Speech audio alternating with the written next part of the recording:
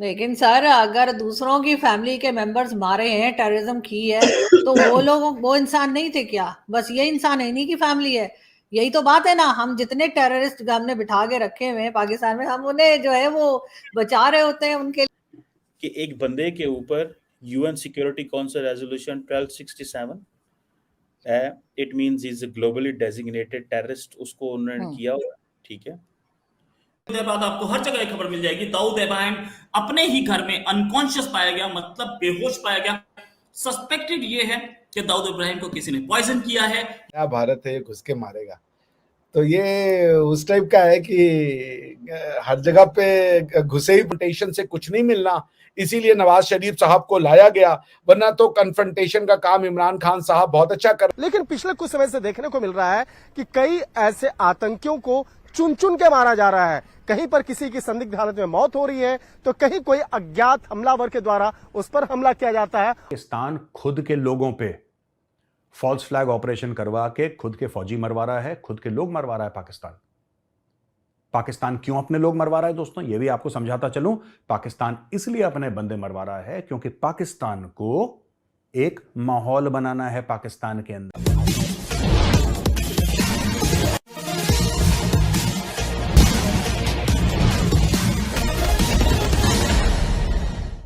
पाकिस्तान से आने वाली खबरों में यह बताया जा रहा है कि भारत की खुफिया एजेंसी रॉ के हाथ अब दाऊद इब्राहिम तक पहुंच गए हैं और दाऊद इब्राहिम को उसके घर में ही जहर दे दिया गया है। पिछले दिनों इसी प्रकार का जहर एक जेल में बंद पाकिस्तानी आतंकी को दिया गया था और वह ऊपर चला गया।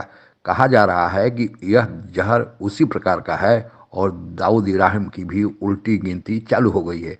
आगे की कहानी सुनते हैं।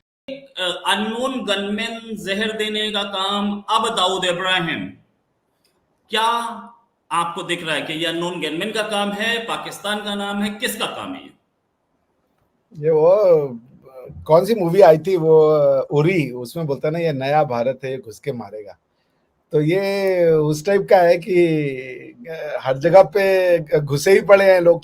और ऐसा भी नहीं है, देखिए पाकिस्तान में भी ऐसे समझदार लोग हैं दादा, जो चाहते हैं कि पाकिस्तान अच्छे रास्ते पे जाए, क्योंकि ये कोई हिंदुस्तानी तो वहां जाके कर नहीं रहा है, जो भी है वो तो पाकिस्तानी ही है, ठीक है ना। तो वो तो समझदार लोग हैं जो ये चाहते हो, जो पाकिस्तान का बुरा नहीं चाहते, वो चाहते हैं पाकिस्तान। लेकिन पिछले कुछ समय से देखने को मिल रहा है कि कई ऐसे आतंकियों को चुन चुन के मारा जा रहा है। कहीं पर किसी की संदिग्ध हालत में मौत हो रही है, तो कहीं कोई अज्ञात हमलावर के द्वारा उस पर हमला किया जाता है और उसकी जान ले ली जा रही है।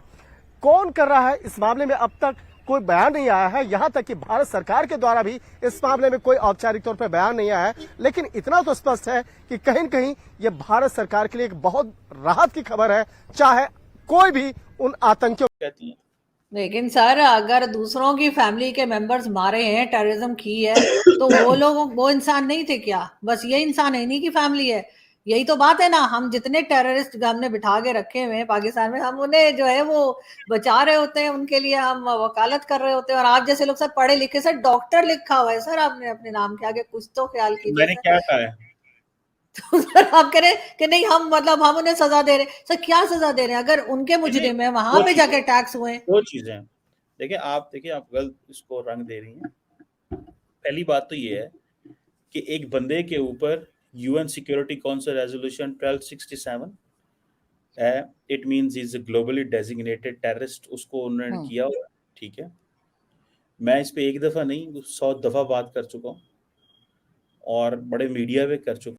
पाकिस्तान खुद के लोगों पे फॉल्स फ्लैग ऑपरेशन करवा के खुद के फौजी मरवा रहा है, खुद के लोग मरवा रहा है। पाकिस्तान क्यों अपने लोग मरवा रहा है दोस्तों, यह भी आपको समझाता चलूं। पाकिस्तान इसलिए अपने बंदे मरवा रहा है क्योंकि पाकिस्तान को एक माहौल बनाना है पाकिस्तान के अंदर, अफगानियों को निकाल के सब कुछ करके। क्योंकि जब आप ड्रोन बेसिस देंगे अमेरिका को, तो आपको कोई जस्टिफिकेशन देना पड़ेगा ना यार। इमरान खान ने तो बोल दिया एब्सोल्युटली नॉट, सारे पाकिस्तानियों को बोल दिया कि नहीं अमेरिका को ड्रोन बेस नहीं देंगे, ड्रोन बेस नहीं देंगे। ये बावले हैं 25 करोड़, ये भी नाचने लगे सड़क पे कि कुछ नहीं देंगे, पाकिस्तानी कुछ नहीं देंगे, अमेरिका को कुछ नहीं देंगे, हम खुद मुख्तार हैं, बाशऊर हैं, बा फलाना बा ढिमका, पता नहीं कौन कौन से अरबी शब्द इन्होंने इस्तेमाल करे, बावले हो गए लोग। अब अगर आपको ड्रोन बेसिस अमेरिका को देने, तो आपको कोई ना कोई तो चूरन खिलाना पड़ेगा, यानी कि लाहौरी चूरन। आपको एक लाहौरी चूरन खिलाना पड़ेगा लोगों को। चूरन है क्या? चूरन ये है कि पाकिस्तान में जो भी दहशतगर्दाना कार्रवाइयां हो रही हैं सारी की सारी अफगानिस्तान करवा रहा है। जो कल तक इनका मुसलमान भाई था, जो कल इनका इस्लामी बिरादर मुल्क था, जो कल इनका 5वां सूबा था, जो कल बहुत कुछ था इनका, वो अचानक इनका दुश्मन बन गया रातों रात। इब्राहिम को पहले भी कई बार उसके ऊपर हमला करने की कोशिश की गई है, लेकिन वो हर बार बचा। इंडिया की एजेंसी इसके टारगेट पे जरूर था। इस बार इंडिया इसके पीछे था कि नहीं हमें नहीं पता है, लेकिन इस बार ये काम हुआ है। बहुत सारे और लोग जो कि इंडिया में वांटेड थे वो पहले मारे जा चुके हैं। इस साल अभी मैं कहीं पढ़ रहा था 13 से ज्यादा लोग मारे जा चुके जो कि इंडिया वांटेड थे। उसकी ये 13 नंबर मैं अभी कंफर्म करूंगा। मैं रिबाहा से बात करूंगा। रिबाहा जी, एंटी इंडिया लोग पाकिस्तान में मारे जा रहे हैं, इसको पाकिस्तान में कैसे लिया जा रहा है?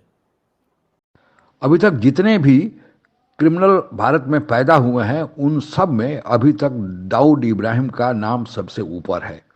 हालांकि दाऊद इब्राहिम ने जब अपने गुट का गठन किया था, अपने गुर्गों का एक दल तैयार किया था, उसमें हिंदू मुसलमान दूसरे धर्म के लोग भी थे। लेकिन जब भारत में दंगे मुंबई में हुए उस समय बाबरी मस्जिद के गिरने के बाद तब दाऊद इब्राहिम ने सीधे सीधे मुस्लिम पक्षकारों के साथ खड़ा हो गया और बाबरी मस्जिद के गिराए जाने के बाद उसने मुंबई में भीषण दंगे कराए और तब से भारत की खुफिया एजेंसी उसके खोज में लगी हुई है।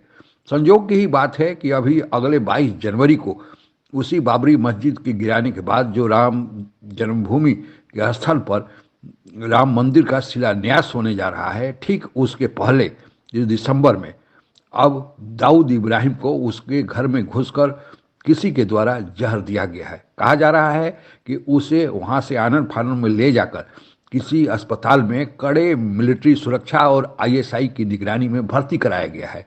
हालांकि पाकिस्तान की मेन मीडिया अभी तक इस पर खामोशी अख्तियार किए हुए है, लेकिन जो सोशल मीडिया और अन्य सूत्रों से खबर मिल रही है कि दाऊद इब्राहिम को उसी प्रकार का जहर दिया गया है जो कुछ दिनों पहले पाकिस्तान के एक जेल में बैठे आतंकी को उसके रसोइया ने दे दिया था। कैसा पाकिस्तान का जेल था कि जेल में रसोइया ने उसको जहर दिया और रसोइया भाग खड़ा हुआ, जेल से ही निकल गया। तो इस संबंध में बताया जा रहा है कि इसमें भारत की खुफिया एजेंसी रॉ का हाथ हो सकता है, लेकिन भारत सरकार इस पर खामोशी अख्तियार की हुई है और कोई भी देश इस प्रकार के हमलों की जिम्मेवारी नहीं लेगा। लेकिन इतना तो तय है कि जो पिछले दिनों जितने भी पाकिस्तान में चाहे खालिस्तानी आतंकी हो या दूसरे आतंकी हो जो पाकिस्तान के खुफिया एजेंसी आईएसआई के शरण में छिपकर बैठे हुए थे, उन सबको चुन चुन कर निशाना बनाया जा रहा है और निशाना इतना सटीक हो रहा है कि जितने भी लोगों को निशाना बनाया गया उसमें से अभी तक कोई जिंदा नहीं बचा है। अब लगता है कि दाऊद इब्राहिम भी उन्हीं श्रेणियों में शामिल होने जा रहा है।